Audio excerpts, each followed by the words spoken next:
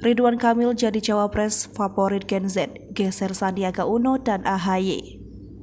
Dalam survei Litbang, Kompas bertajuk membawa arah pilihan Gen Z di pemilu 2024, terdapat tokoh-tokoh favorit untuk menjadi pasangan calon presiden dan calon wakil presiden. Generasi Z dalam survei ini merupakan responden yang berusia antara 17 hingga 25 tahun. Nama Gubernur Jawa Tengah Ganjar Pranowo menjadi calon presiden yang paling banyak dipilih oleh Gen Z dengan elektabilitas 28,1%.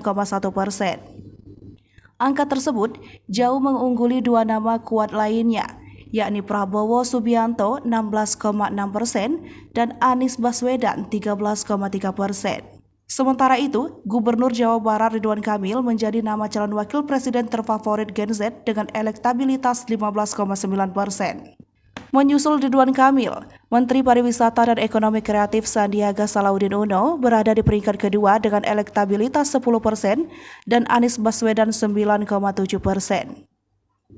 Nama Ketua Umum Partai Demokrat Agus Harimurti Yudhoyono yang digadang-gadang menjadi kandidat calon wakil presiden Anies Baswedan justru hanya memperoleh elektabilitas 3,8% di mata Gen Z.